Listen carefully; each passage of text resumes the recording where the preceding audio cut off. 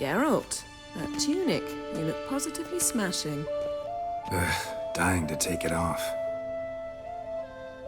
I'd consider that a proposition under different circumstances. One I might even take you up on. But we've matters to attend to. Now do you understand why I'm at Emir's court? And seems we're in the same boat now.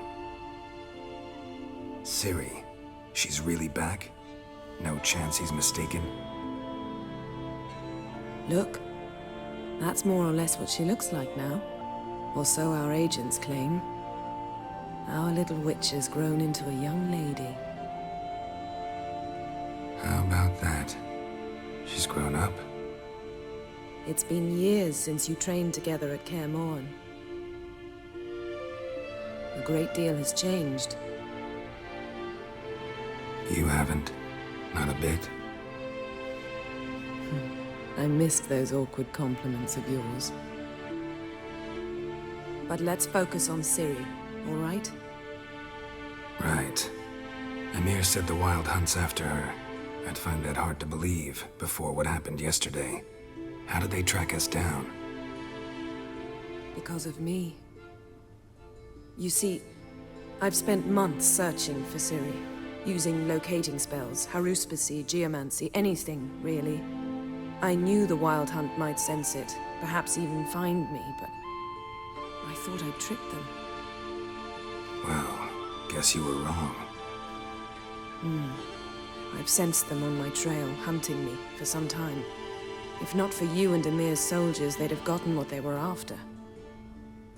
I can't risk another encounter like that. It's time to put away the magic, turn to more traditional methods. To the best tracker I know. You must find her, Geralt. Before the Wild Hunt does. The Wild Hunt? What could it want from Ciri? I've no clue, Geralt. Might have written them to ask, but I don't have their address. I know as much as you do. It must be about her blood. Her gift. As for what the Hunt wishes to do with that gift, I'd prefer not to think about it, really. So where's Ciri been seen, exactly? In two places. Velen and Novigrad. The trail in Velen is most promising. You should make that your first stop. Ask for a merchant named Hendrik at the inn at the crossroads. One of the Emperor's agents. He should get in touch with you. That's it? No passwords, secret handshakes? None. Sorry to spoil your fun. Your boyhood fantasies about the crafts of the trade. All we have in Novigrad are unconfirmed reports, rumors. But there you will have the help of our mutual acquaintance. Triss Merigold. Apparently she's got a cozy flat on the main square. Sure she'll be delighted to see me. What about you? What will you do? I shall sail for Skellige. There was a magic explosion there recently, blew half a forest down. I believe this had something to do with Ciri. I'll be in Caer Trolde. Join me there once you've learned something. One thing before we go. Why didn't you contact me? Didn't need me? Didn't even want to see me?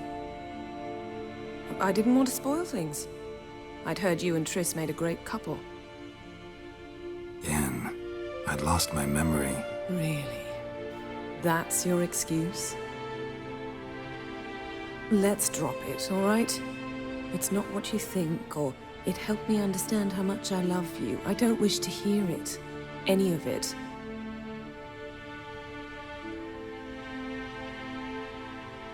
Guess this means we need to split up again. Not my preference, but I understand. Clock's ticking. It is indeed. So why don't I teleport you to Velen, get you there at once? Not gonna happen. I'll go on horseback, as soon as I can get changed. Have it your way? Oh, and you really look quite dashing in black velvet. Think so? Maybe I can have some of my armor lined with it. Good luck, Yen. Same to you. And if you wish to learn what's happened in the world while you and Vesemir roamed the wilderness, talk to Ambassador Vaatra. That's him over there. And Geralt, I know it's wartime, but try not to be a hero, all right? Just check those leads and come back to me, in one piece. I shall be waiting. Yennefer suggested I ask you about current events, the war and so on. Of course. The Emperor's servants should keep no secrets from each other. If you will, let us approach the map.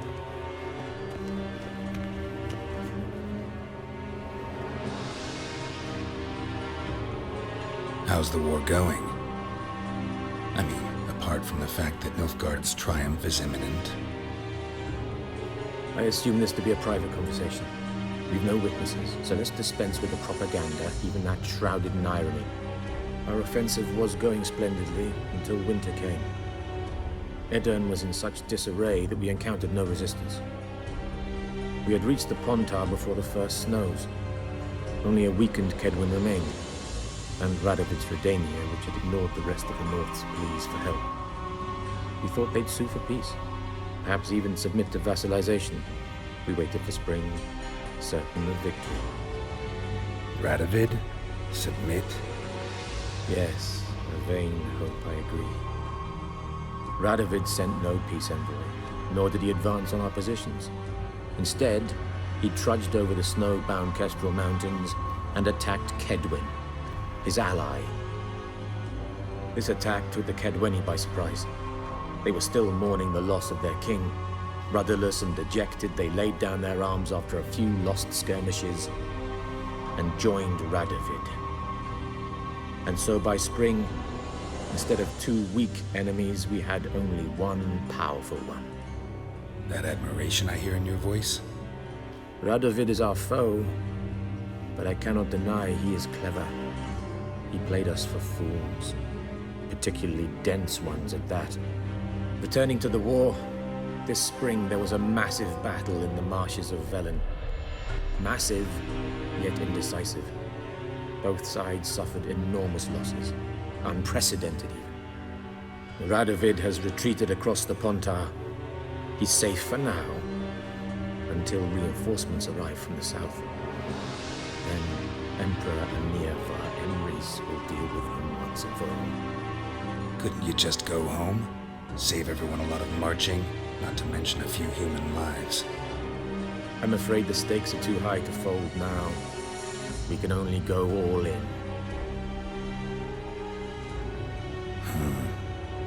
How do things look in Velen? As bad as ever, perhaps worse. This land never flowed with milk and honey, and now it flows with blood. Armies have swept through it several times, trampling fields, looting granaries, burning villages. Famine grips the populace. So how's ruling that earthly paradise going for you? Not well, to be honest. Our forces are spread thin as it is, and Velen is chiefly swampy forests that are difficult to control. We've had several patrols never return to their camps. Thus, we've temporarily delegated authority in this region to a certain Nordling, a former low-ranking officer in the Temerian army, one Philip Strenger, better known by his nom de guerre, the Bloody Baron. I advise you well. Avoid him. Any news from Novigrad? Is the Free City still free? Yes, although everyone knows this won't last. Radovid is in Oxenfurt, and the Emperor is here in Vizima, at Novigrad's doorstep, both. And both require coin and ships. Novigrad can provide these. Which is why the mood in the city is rather, well, on edge. Meaning? How do men deal with fear? They seek reassurance and scapegoats. The Church of the Eternal Fire understands this perfectly, and so it promises to improve the lives of its flock by pointing out the guilty. Who started the war? Who profits from it? Why, it's obvious. Mages, elves, dwarves, in a word, any and all deviants. I've been stationed in Novigrad for 13 years. First as a consul, then as ambassador. I've seen a great deal. Cruelty, cynicism, greed. but what is happening there now concerns me greatly. What's new in Skellige? Nothing. The islanders pride themselves on that, don't they? Doing everything according to tradition, as their forefathers did. And like their forefathers, they quarrel with each other, pillage, occasionally attack our transports. This is cumbersome, but nothing more. Skellige has always been a footnote to history, and so it shall remain. Sound awfully confident. What if King Bran manages to unite the Jarls? Lead all the clans against your fleet? King Bran is a feeble old man. From what I know, he barely remembers the names of his own vassals. Uniting all might prove difficult.